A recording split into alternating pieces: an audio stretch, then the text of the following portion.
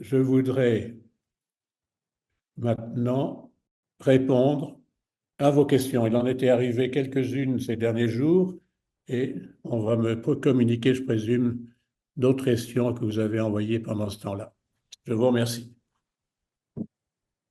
Alors Michel, je vais te lire quelques questions qui sont arrivées effectivement. Oui. Euh, la consultation d'évaluation personnalisée doit-elle, pas qui doit la faire, avec quel médecin? Est-ce que c'est un gynécologue ou un généraliste? Euh, en concernant le suivi, Oui, mais euh, on va répondre au fur et à mesure, si tu veux. d'accord. Bon, la consultation peut être faite par un médecin généraliste. Ils sont de plus en plus habitués à cette demande et ils sont en contact avec la population ou par un gynécologue. Je dois avouer que j'ai un doute en ce qui concerne les sages-femmes, parce que j'ai noté tout récemment dans une rubrique concernant les sages-femmes euh, qu'il y avait une formation spécialisée justement pour le suivi de la ménopause. C'est une série de cours qui sont destinés à donner une sorte de spécialisation supplémentaire. Et très honnêtement, j'avoue humblement que je n'ai pas la réponse. Est-ce que, en première intention, les sages-femmes reçoivent et traitent la ménopause? Je trouvais la réponse et elle vous sera communiquée parce que je préfère pas trop m'avancer. Ce que je sais, c'est que certaines qui ont fait cette spécialisation se destinent justement à prendre en charge cette ménopause. Je ne sais pas si c'est. Est-ce que Nathalie, tu as des informations sur ce sujet? Non. Tu Quel es est le souvent en champ contact. d'intervention des sages-femmes sur la ménopause? Non. J'avoue que là, on va en rechercher. Comme assez souvent en contact avec les organisations de sages-femmes, entre autres pour ce qui est des frottis. Là, clairement, les sages-femmes sont tout à fait habilitées à faire les frottis. En revanche, nous obtiendrons la réponse à cette question et puis trouverons le moyen de les communiquer. Oui, on fera un compte-rendu dans la lettre et on pourra apporter la réponse dans la lettre du mois de mars, parce que celle de Voilà. décembre est chez l'imprimeur. Il y a quelques questions, il y a différentes questions sur le dépistage du cancer du col de l'utérus. Oui. Le dépistage est-il à poursuivre après hystérectomie? Que faut-il faire après 65 ans? Alors, premièrement, après stérectomie, la réponse, pour une fois, c'est une particularité des FIDES et oui. Pour la raison suivante, c'est que contrairement aux autres, les filles DES peuvent avoir des lésions non seulement au niveau du col, mais aussi du fait des modifications fréquentes au niveau du vagin et des lésions possibles. Elles peuvent avoir une dysplasie ou un adénocarcinome à cellules claires au niveau du vagin. Donc, exception tout à fait rare, particulière, les FIDES doivent continuer la surveillance même s'il y a eu hystérectomie. Une remarque. Bonsoir, lors de mon dernier prélèvement, le laboratoire n'a pas voulu faire la cytologie. Alors, ça, c'est un problème auquel on est en train de s'attaquer parce que dans l'ensemble, il y avait eu une mode dans laquelle les médecins et les laboratoires encore plus avaient eu tendance à faire systématiquement, alors que ce n'était pas recommandé, recherche d'HPV et cytologie. Et il y a eu, alors que cette association n'est pas justifiée pour Madame Tout-le-Monde. Et donc, il y a eu un holà de la part des autorités de la sécurité sociale qui fait que les laboratoires sont très regardés maintenant pour ne pas faire ces deux tests. Et ceci, malheureusement, nous touche. Il est admis, et ces recommandations que je vous ai données là ont été faites en plein accord avec la Société de colposcopie, et entre autres de ces deux de ces présidents avec qui on a travaillé. Donc c'est leur accord, mais effectivement, étant donné qu'il y avait des difficultés, je me suis procuré les feuilles qu'ont les médecins qu'ils adressent au laboratoire pour faire cette demande de recherche du cancer, c'est-à-dire soit HPV, soit cytologie, soit les deux. Et j'ai eu d'abord la surprise de savoir que pratiquement chaque labo, ou en tous les cas groupe de labos, a sa formule, et qu'il n'est pas facile du tout de répondre. Si je regarde par exemple le laboratoire très connu qui est le laboratoire Cerba, eh bien, on n'a pas facilement de quoi cocher à la fois cytologie et HPV. Un autre labo pour lequel j'avais les documents, il était simple de mettre les deux. Alors, nous allons tirer ça au clair avec la société de colposcopie pour essayer d'arriver à déjà des documents qui soient faciles à remplir, parce que là, tel que c'est rédigé, c'est pas accessible. Et puis aussi faire l'information des laboratoires, ce qui n'est pas certain qu'ils soient assez informés pour les cas particuliers que nous sommes avec d'autres groupes de patientes, comme celles qui sont porteuses du virus du sida ou les femmes qui ont un traitement immunodépresseur. Donc, je vais prendre contact là, dans les jours qui viennent, c'est prévu, avec la société de colposcopie pour essayer de simplifier les choses et qu'il n'y ait pas de refus lors de la demande légitime des FIDES de cette double demande, cytologie et HPV. Pour continuer sur la thématique du dépistage du cancer du col, on a une question. Je suis surprise d'entendre parler de l'adénocarcinome à cellules claires du vagin à la ménopause. Je pensais que cela concernait les jeunes filles. Si les modifications ont eu lieu au jeune âge, est-il possible d'avoir à nouveau un risque à la ménopause?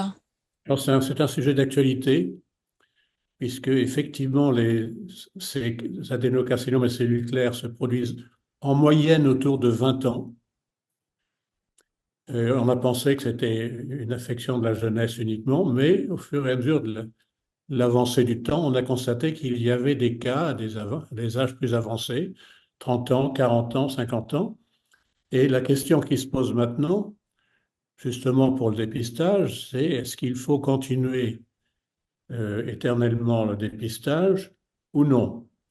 Alors, nous, pour ce faire, nous avons fait une étude. Il y a plusieurs études sur ce sujet. La question est, autrement dit, est-ce qu'il y a des adénocarcinomes au-delà de 65 ans, qui est l'âge habituel d'arrêt de la surveillance?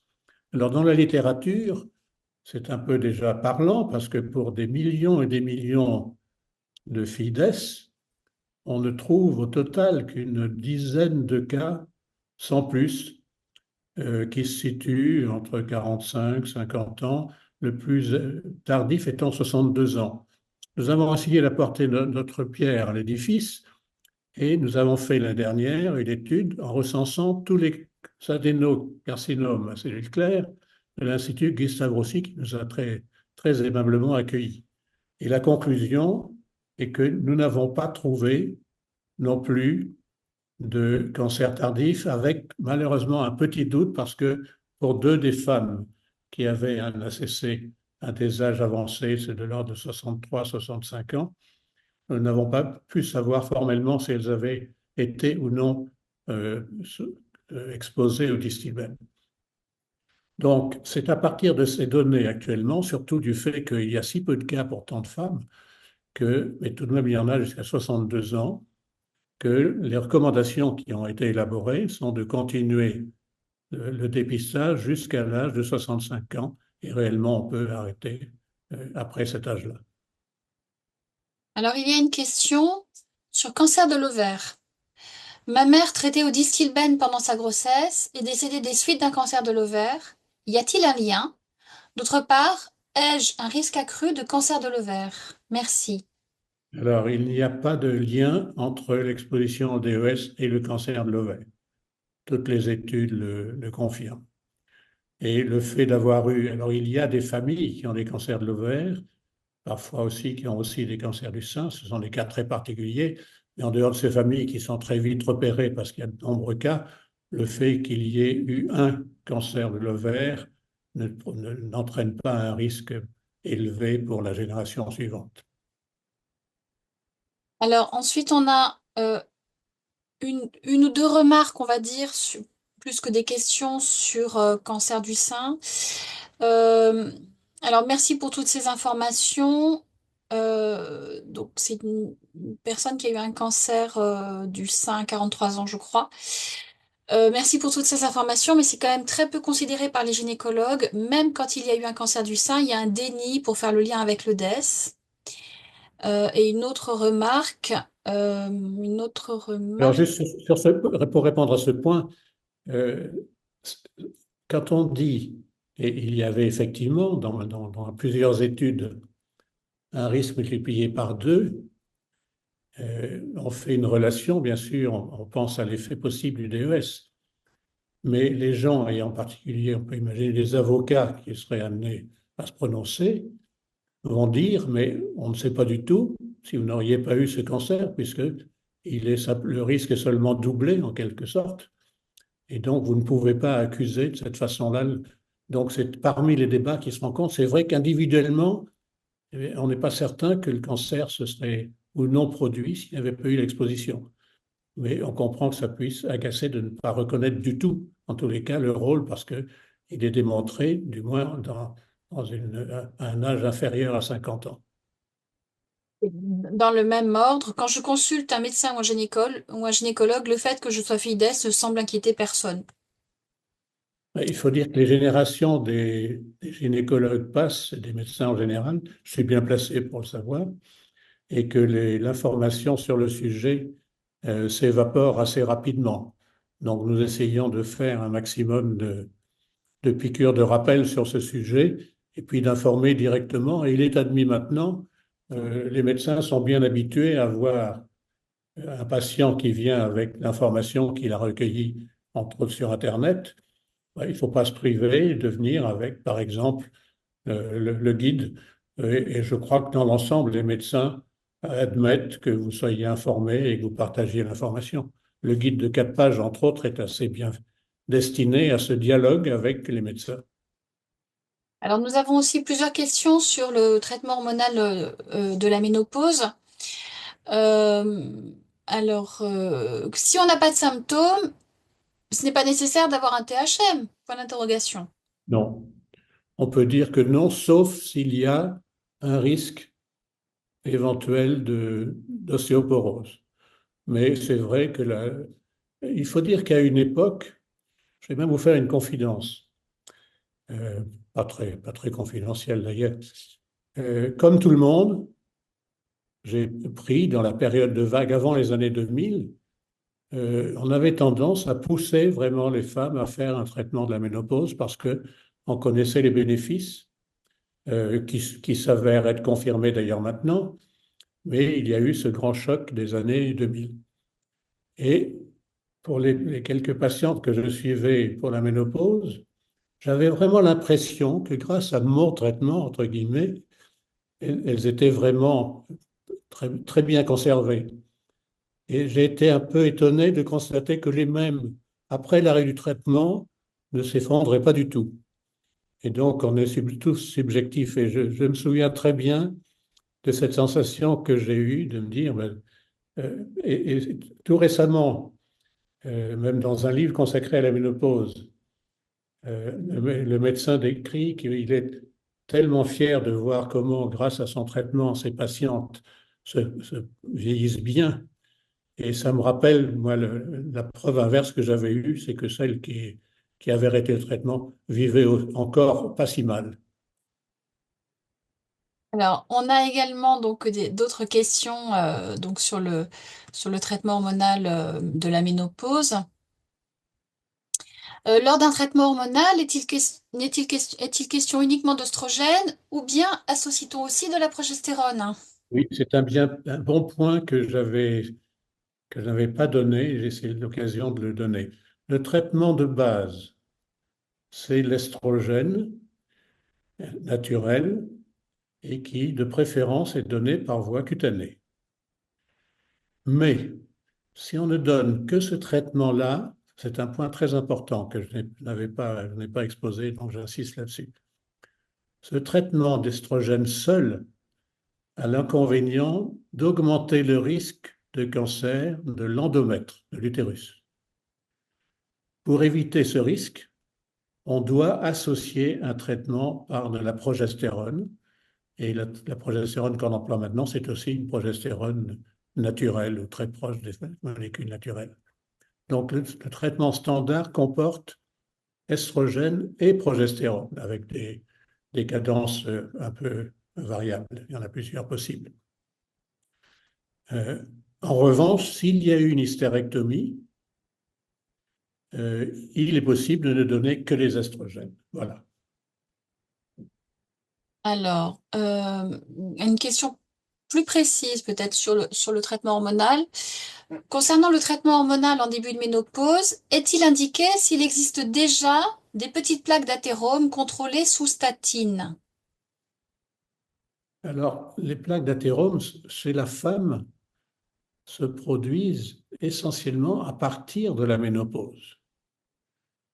Euh, et si bien qu'il n'est pas conseillé de faire systématiquement une recherche, entre autres, de ce score calcique, là, cet examen pour voir on peut considérer qu'en tout début de ménopause, l'athérome n'est pas à un niveau important. C'est à partir de l'arrêt des estrogènes, donc de la ménopause, que ces plaques vont se développer. Concernant les risques cardiovasculaires, peut-il y avoir des risques augmentés d'arythmie? Ah, pardon, ça c'est pas sur le traitement hormonal, c'est les risques cardiovasculaires. Alors je vais essayer de voir s'il y a d'autres questions sur le traitement hormonal avant qu'on revienne, avant qu'on change de sujet. Enfin, même si on n'est pas si loin.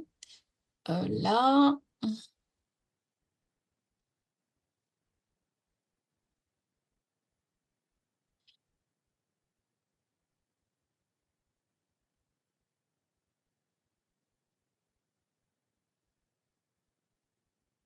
Alors, non. Eh bien donc, je vais poser la question sur le risque cardiovasculaire.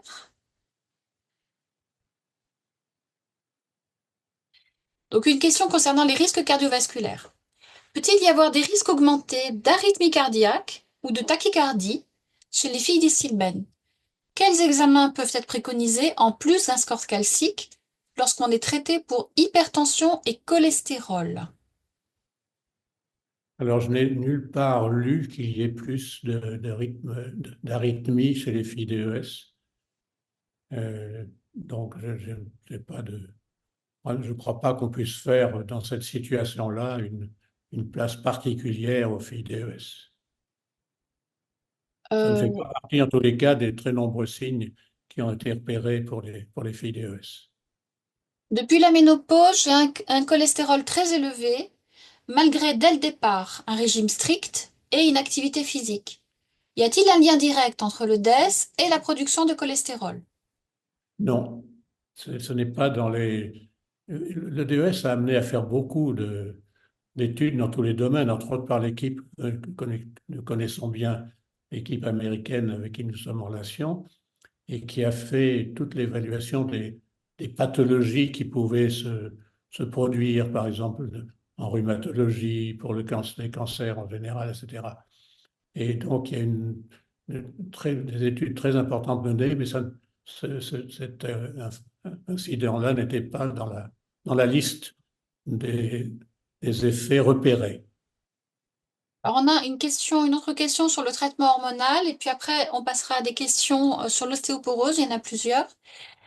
Donc concernant le traitement hormonal, il m'a été conseillé de le prendre 3 semaines par mois et non tous les jours. Qu'en pensez-vous?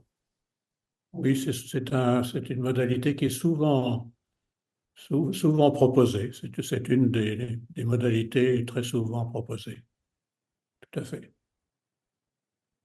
Alors, concernant, on a eu plusieurs questions sur l'ostéoporose.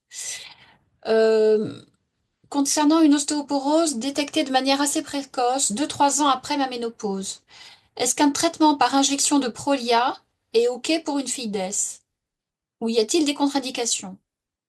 Alors, comme je ne connais pas ce traitement, je ne vais pas m'avancer. Je crois que si on a un problème d'ostéoporose, vraiment, c'est une question qui est prise en charge. Si c'est important et précoce, je crois que nous envoyons dans ces situations, d'ailleurs, aux rhumatologues qui sont bien plus habilités à traiter ces situations. Et il faut le faire pour éviter effectivement des conséquences. mais ça dépasse ma compétence de gynécologue. Alors, on a une question, mais je demanderai à la personne de compléter. Euh, En ce qui concerne le risque d'ostéoporose, est-ce que le fait que ma mère se soit tassée, mais qu'elle n'ait pas particulièrement eu de fracture, pourrait justifier un traitement hormonal de la ménopause? C'est-à-dire, en fait, en fonction des antécédents familiaux.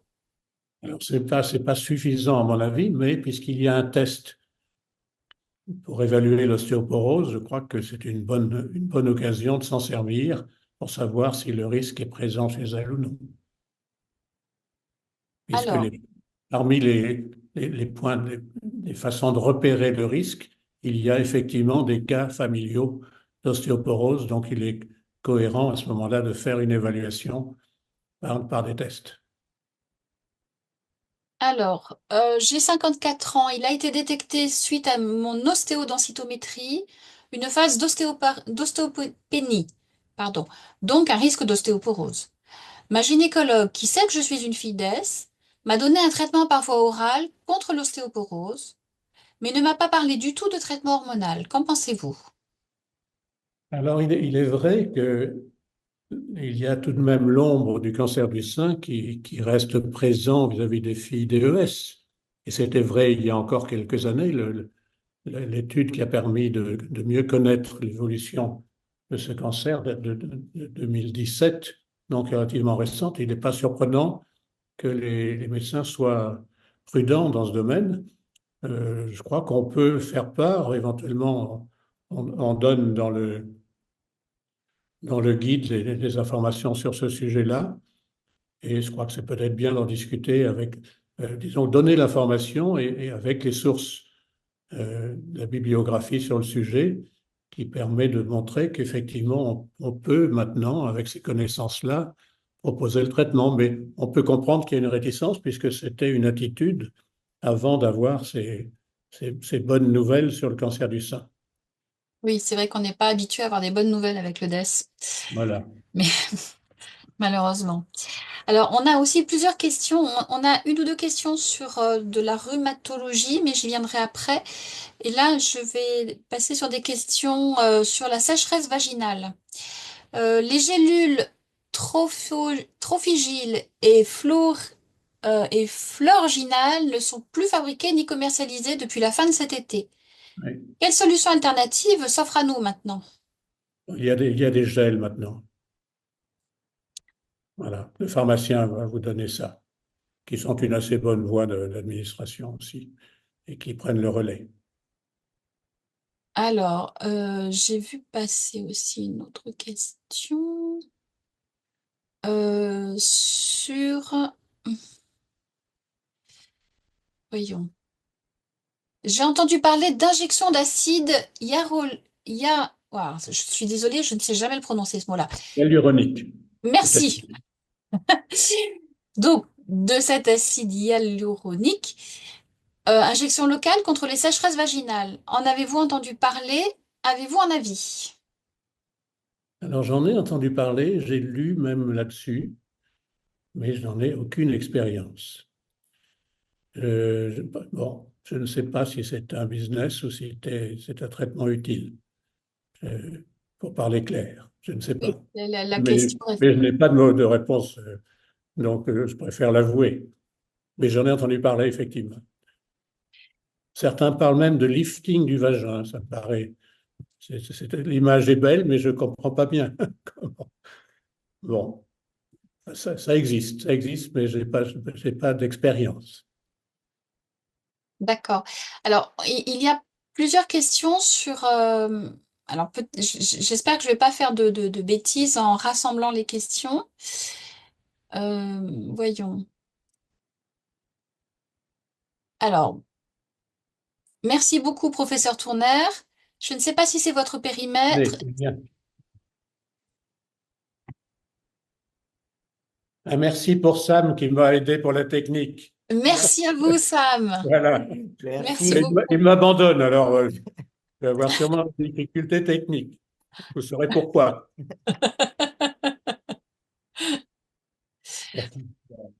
Donc, je ne sais pas si c'est votre périmètre, mais en termes rhumato, Que pensez-vous du médicament Actonel gastrorésiste pour ostéoporose identifiée pour la fille d'Est que je suis?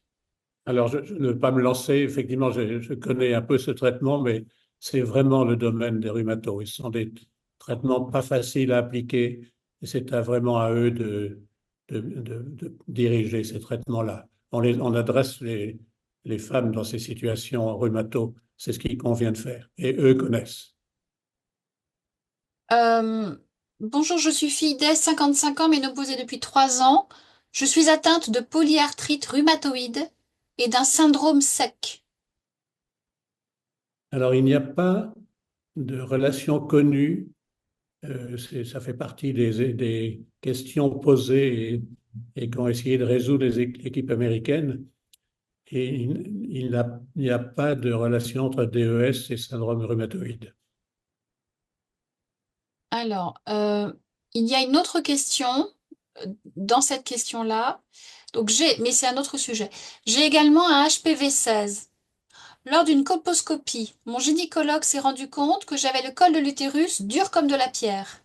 Est-ce dû au DES ou bien à la ménopause? Là, je suis surpris parce que la particularité du col DES, c'est qu'il est plutôt souple d'habitude. Je suis un peu étonné. Comme de la pierre, ça me paraît étonnant. Bon, si est colposcopiste, il en a vu d'autres et il ne doit pas y avoir de choses inquiétantes là-dessous. Mais ça ne fait pas partie des signes caractéristiques. Au contraire, ce col-là, il était connu pour être malheureusement très mou et faible et s'ouvrir trop tôt, ce qui conduisait entre autres à des prématurés. Donc là, bon, je suis un peu intrigué. Mais si c'est un colposcopiste, il a la réponse. Je crois que il faut peut-être lui reposer la question. Euh, je suis fille-d'Est âgée de 49 ans en périménopause. Une adénomyose utérine est apparue après ma grossesse à 41 ans, me provoquant de très fortes douleurs. Y a-t-il un traitement? Alors, il faut faire le même traitement que d'habitude pour l'endométriose. J'ai mal suivi la question.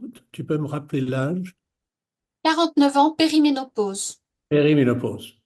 Ben, je crois que là, la seule chose à faire, il faut faire le traitement habituel pour éviter soit les douleurs, soit les hémorragies. Espérer que la ménopause vienne rapidement parce qu'elle va résoudre ces questions-là et se posera après la question, comme on en a pas, on l'a dit tout à l'heure, euh, éventuellement de reprendre timidement un traitement hormonal à plus faible dose possible si la ménopause est pénible. Mais pour une fois, la ménopause, pour madame, est intéressante parce que ces signes-là devraient, à la ménopause installée, l'arrêt réel des règles, devrait apporter un soulagement. Alors, bonsoir, je suis fille-d'Est, j'ai 53 ans, je suis préménopausée depuis mes 42 ans et ménopausée depuis mes 45 ans. Je prends le traitement hormonal substitutif depuis mes 45 ans, ce qui m'a soulagée notamment au niveau des bouffées de chaleur et de la prise de poids, plus 9 kilos.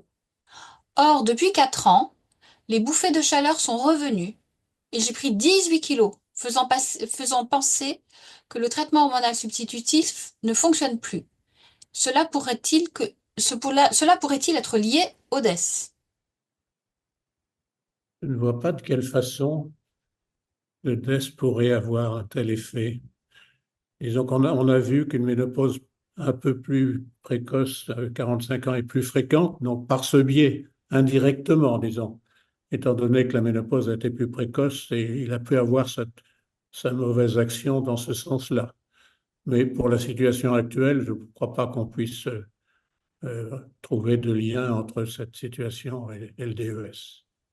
On peut penser que pour cette patiente-là, le traitement contre les bouffées de chaleur qui n'est pas hormonal pourrait être d'une certaine aide, si je comprends bien. Il devrait être disponible dans les mois qui viennent. Le traitement hormonal de la ménopause est-il efficace pour la perte de cheveux qui s'aggrave à la ménopause? Bien, je n'ai pas la réponse, honnêtement. je n'ai pas, non. C'est vrai, indirectement, indirectement oui, parce il est vrai que en reprenant le raisonnement, dans les signes de la ménopause, on décrit tout de même une chute des cheveux plus importante. Donc donc on peut en conclure que le traitement doit avoir un effet favorable. C'est vrai que ça fait partie la liste est si longue, je n'ai pas tout cité. Euh, donc, on peut considérer que le traitement a des chances tout de même d'être favorable. Le DES est-il un facteur de risque d'adénomiose, même après la ménopause? Ah non, l'adénomiose ne se produit pas après la ménopause. Si elle existe, habituellement, elle se calme lors de la ménopause. Elle peut se réanimer si on fait le traitement ou pas, mais le DES n'a pas de rôle particulier dans cette situation. Si ce n'est qu'il est, comme on l'a dit, que l'endométriose en général est 2 fois plus fréquente. C'est curieux, ce taux de 2 fois plus qui est tellement fréquent, c'est vrai pour les cancers du sein saletté, pour les accidents d'infarctus. L'endométriose, c'est un peu étrange que tous ces éléments-là sont augmentés et par le même facteur de 2. Donc, à la base, il y a plus fréquemment de l'adénomiose. Et après, son comportement n'est pas différent de celle c'est une femme non exposée. On m'a diagnostiqué une fibromyalgie il y a 15 ans, vers 40 ans. Y a-t-il un lien avec le DES? Pas qui a été publié. Alors, je suis sujette aux irritations vaginales depuis toujours suite au rapport sexuel. Est-ce une conséquence du Distilbène? Alors, clairement, la structure vaginale et du col est particulière, fragile, et ce qu'on appelle l'adénose, dans laquelle le tissu qui recouvre normalement le vagin et s'appelle, comme son nom l'indique, épidermoïde, c'est-à-dire il est résistant, il est fait par des couches de cellules résistantes. Et chez les filles d'Es, assez souvent, le tissu qui est normalement situé dans le canal du col, qui lui a un rôle différent, c'est de sécréter le mucus, qui favorise d'ailleurs la fécondation grâce à l'ascension des spermatozoïdes. Donc, ce tissu-là déborde sur le col et assez souvent sur le vagin. Et ça, c'est un tissu plus fragile et il est bien évalué, bien connu. Il y a des sensibilités particulières et fragilités particulières des filles DES au niveau du vagin. Alors, je glisse là une question qui a été posée avant. Une question, est-ce que je peux utiliser un peser? Un peser, c'est un petit anneau qui permet de réduire la descente d'organes en ayant eu justement de l'adénose.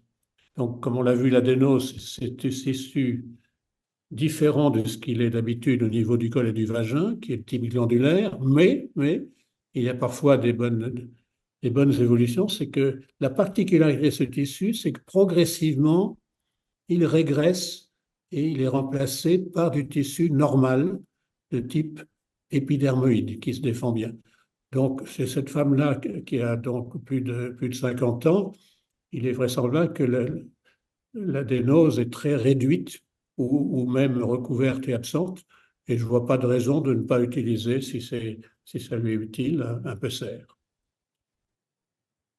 Alors, on a des questions aussi sur le suivi gynécologique, mais je reviens avec une question sur le traitement hormonal de la ménopause.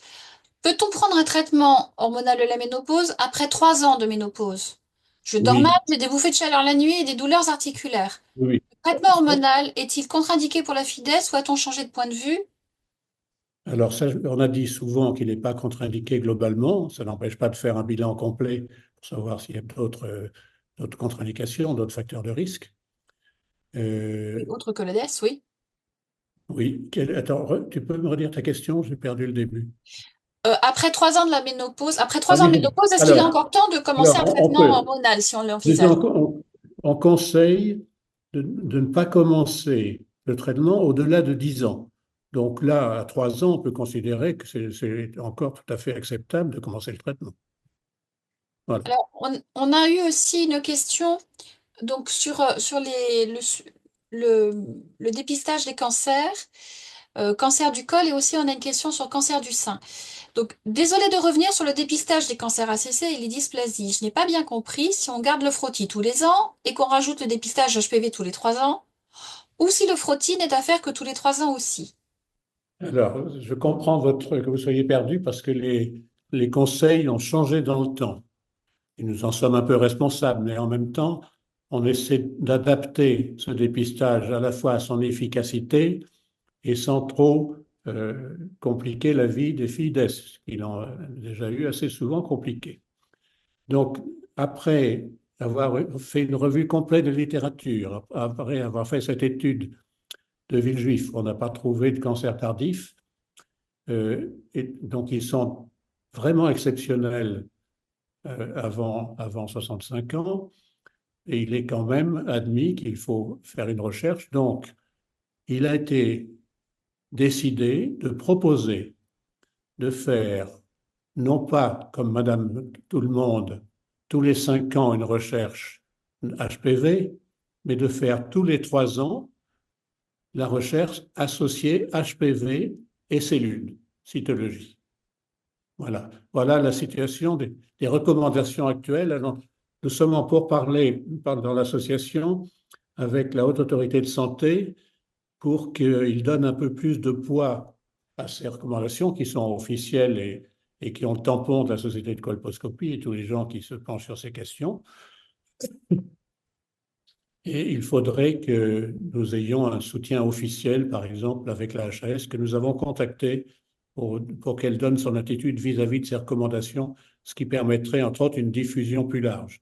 Et nous allons agir à ce niveau-là, au niveau de la société de Colpo, qui elle-même devrait nous aider à informer aussi au niveau des labos, puisqu'assez souvent, c'est à ce niveau-là que les choses ne sont pas faites, et aussi des gynécologues. Donc il y a du travail pour suivre les nouvelles recommandations.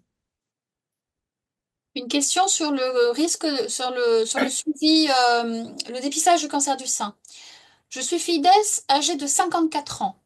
Je n'ai pas de risque particulier de cancer du sein à part le distilbène. Mon gynécologue, en Belgique, me prescrit une mammographie tous les ans. Vous avez indiqué tous les 2 ans. Y Mais, a-t-il des risques à faire une mammographie tous les ans? alors, nous avons changé d'attitude. Disons que lorsqu'est apparu ce risque doublé, nous avions eu des contacts avec toutes les sociétés de cancérologie pour savoir si on devait, et entre autres le docteur Espier, qui est une sommité dans le domaine, pour savoir quelle attitude avoir. Est-ce qu'il fallait augmenter la fréquence des mammographies? Or, ce risque de 2, qui paraît élevé comme ça dans l'absolu, est considéré comme un risque modéré.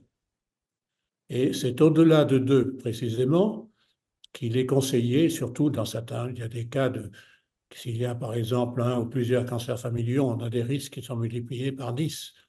Donc dans ces cas-là, on fait des mammographies tous les ans. Mais déjà, lorsque le risque était connu pour être de l'ordre de 2, on estime que ça fait partie du dépistage standard. Alors comme de plus, les informations récentes euh, montrent que le risque n'est plus de 2, mais il est normalisé, il est normal de continuer à faire des mammographies tous les 2 ans. Mais c'est vrai que, comme il y a cette image de risque de cancer augmenté, je peux comprendre que des médecins aient encore une tendance à augmenter, à rapprocher les mammographies. Mais d'après les instances qui ont statué sur le sujet, on peut garder, il est correct de garder le rythme tous les 2 ans, sauf bien sûr s'il y a d'autres facteurs de risque, mais ce n'est pas le cas de cette personne. Alors, on a deux questions sur la troisième génération, hein. Est-ce qu'il peut y avoir des risques de transmission sur la troisième génération? Mais peut-être que tu pourrais répondre aux questions qu'on a eues en amont de la, de la, du webinaire. Alors, peut-être que des choses vont se recouper, en fait. Voilà. C'est Alors, possible par rapport aux questions qui ont été posées. alors, j'ai 54 ans, ménopausée depuis 2 ou 3 ans, et j'ai deux douleurs tendineuses aux hanches. Alors, globalement, parmi les nombreux éléments désagréables de la ménopause, il y a cette série de douleurs à différents endroits. Les hanches en font partie. Donc, oui, ça, ce n'est pas lié spécialement au DES, c'est la question suivante qui a été posée. Les douleurs diverses font partie, bon, c'est bien connu du vieillissement en général, c'est un sujet de conversation bien connu, mais tout spécialement de l'entrée dans la ménopause et qui s'aggrave avec la durée de carence en estrogène. Une autre question, mais j'ai déjà répondu, une autre encore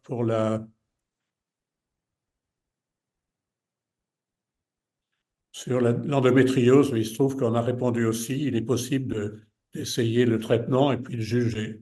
Il n'y a pas de risque à cela, il est toujours temps d'arrêter. Encore l'endométriose, on a répondu.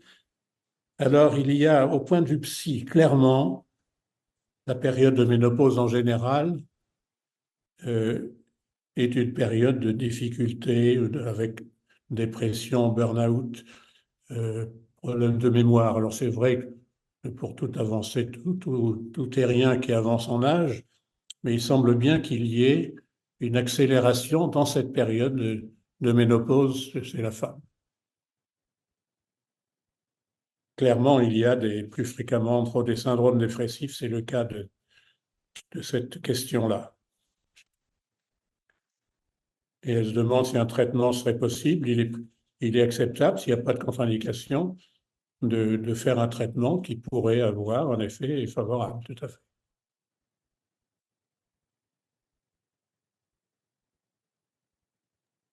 Eh bien, nous avons épuisé les questions, si je comprends bien. Une question sur FIDES et diabète insipide. Est-ce qu'il y a un lien? Pas de lien connu, pas publié en tous les cas, non.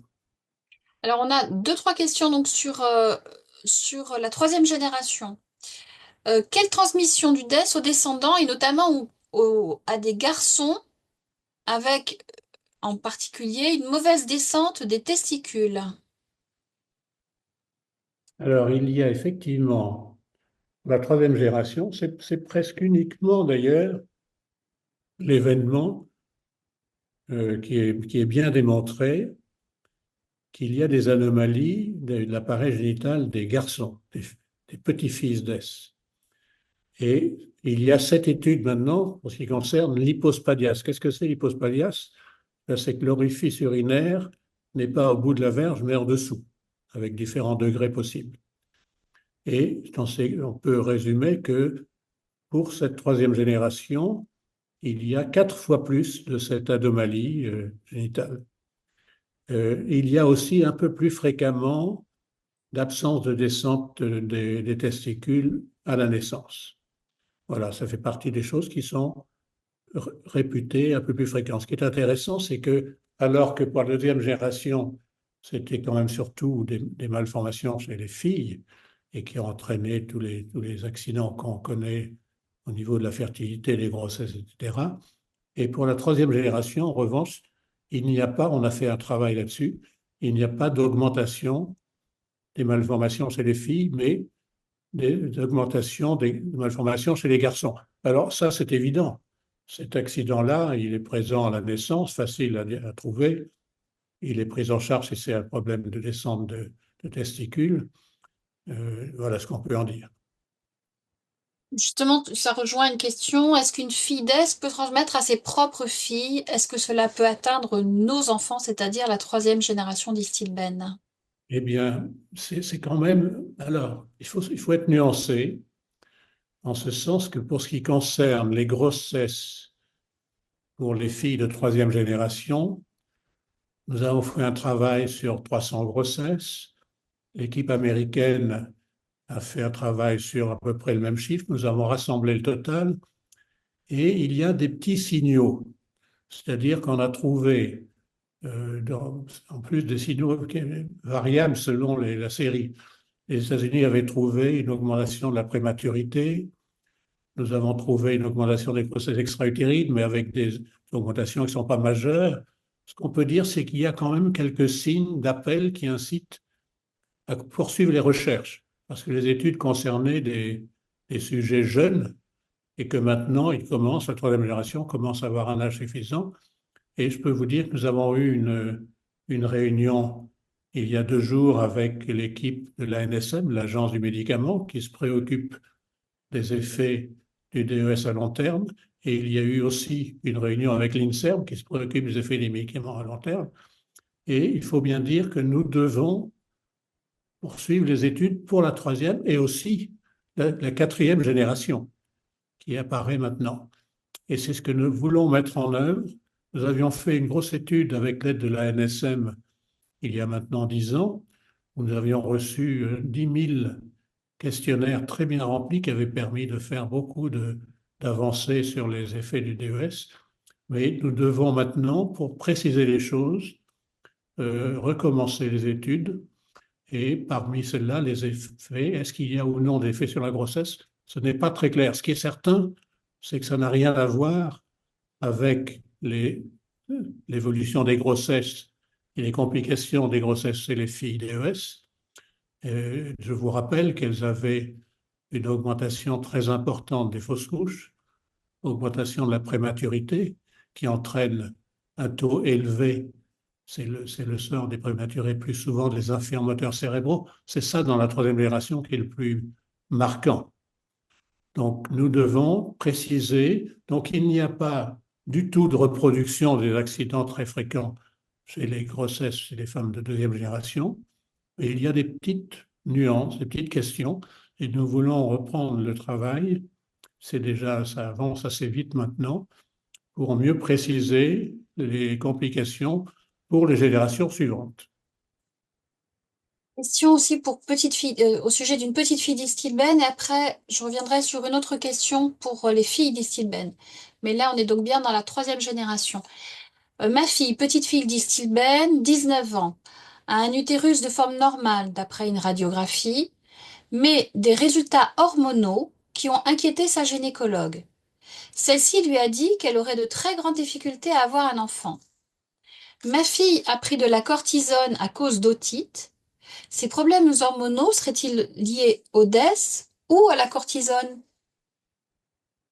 Alors, je ne peux pas répondre en ce qui concerne le DES. Il n'a pas été observé de modification hormonale chez les petites filles DES.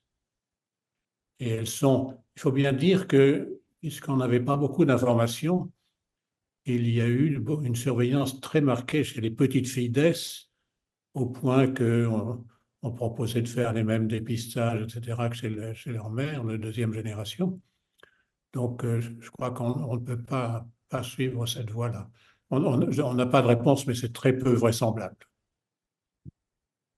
Alors, pour la génération des filles d'Istilben, une question sur les troubles du pancréas. Confirmez-vous un lien entre Distilben et et risque de cancer du pancréas accru? Faut-il pratiquer une échographie ou un examen de prévention? Alors, c'est une bonne question que nous sommes d'ailleurs posée lors de la publication il y a quelques années. Bibliographie de Nathalie, vous allez voir. Quelle est la date de la recherche? C'est en Je 18, crois je que c'est crois. 2019. Bon, très bien. Donc, vous 2018 ou vous 2019, pouvez mais le suivre, c'est 19.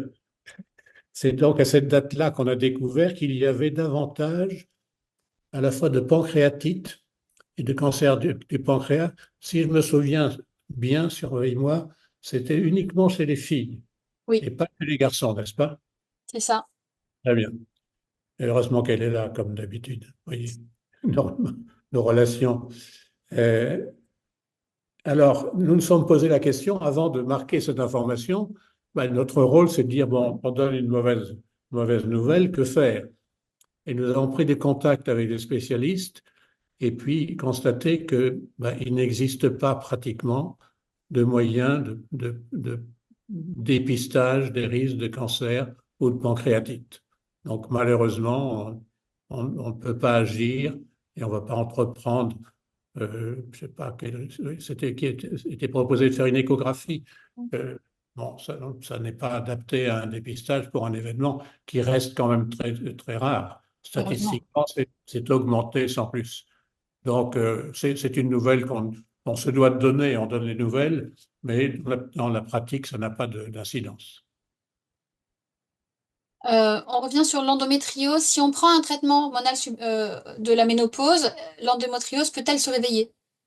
Elle peut se réveiller, mais ça ne se juge que en faisant le traitement et jugé. On l'a dit déjà, il n'y a pas de risque sérieux, si ce n'est de redéclencher des douleurs, donc c'est pas gravissime. Si le traitement est utile, c'est bien de l'entreprendre avec la plus petite dose utile. On peut faire varier un peu les doses de gel, par exemple, pour les bouffées de chaleur. Il faut chercher la plus petite dose suffisante pour ne pas réveiller l'endométriose. Mais c'est acceptable de tenter et puis de juger. Question sur les petits enfants d'Istilben. Ma fille, petite fille d'Es, a fait un volvulus de l'intestin grêle à sa naissance. Pas de lien connu. Pardon? Je n'ai pas compris. Pas de lien connu avec le décilbène, non. Voilà. Euh, et quelle surveillance chez les petits-fils d'Es? Bien, pour l'instant, étant donné que s'ils ont cette particularité d'hypospadias, ça c'est une découverte dès la naissance, ce qui est facile. Et comme c'est pratiquement la seule chose qui a été clairement encensée, pas de précaution particulière. Voilà. Alors, j'ai vu passer quelques informations sur les traitements qui existent pour la sécheresse vaginale. Donc, je communique ce que certaines ont écrit. Donc, il existe, pour le gel vaginal non hormonal, il existe le mucogine, qui existe en ovule aussi. Et il y a aussi cicatridine, ovule et gel, à l'acide hyaluronique. Je l'ai prononcé. Voilà, donc là, ce sont des échanges entre participantes, on va dire. Et puis sinon, dans les messages, Michel, il y a beaucoup de remerciements. Il y a de nombreux remerciements quant au suivi que tu as fait pour certaines d'entre elles, qui rappellent que c'est le suivi adapté que tu as fait de leur grossesse qui a permis à certaines de nos participantes ce soir de devenir maman. Et on a aussi des remerciements à l'association d'organiser ces webinaires et aussi de ta participation sans faille depuis tant d'années. Voilà, je crois que là, j'ai un message qui résume bien. Merci, professeur Tournaire, de nous accompagner depuis tant d'années avec intérêt, compétence et précision.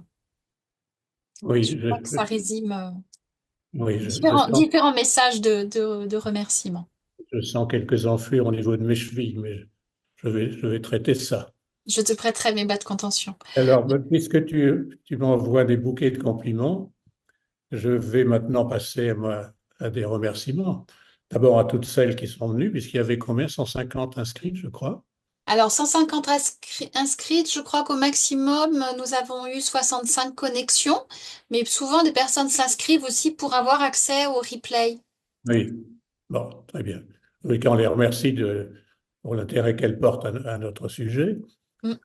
Et puis, remerciements à ceux qui ont permis de réaliser ce webinaire. Je vais commencer, et puis je te renvoie un bouquet de compliments à Nathalie, qui a réalisé, entre autres, outre ses talents de bibliographiste que vous avez pu remarquer, qui a, entre autres, réalisé le diaporama, Bon, qui était que j'ai trouvé très réussi. Silence. Euh, merci aussi à Anne Levadou, notre bien-aimée présidente, qui va rougir et dont les conseils sont très précieux. Merci à Stéphane Vilégias pour l'organisation et à Sam Fakouri, qui a dû partir, mais finalement, ça s'est bien terminé. oui. Merci à tous et à toutes. Et puis, il y a plusieurs membres du conseil d'administration qui ont pu aussi se connecter, alors qu'on sait que c'est effectivement pas, c'est toujours compliqué de trouver un horaire qui convienne à absolument tout le monde, tout le monde, tout le monde. Mais voilà, on est très content d'avoir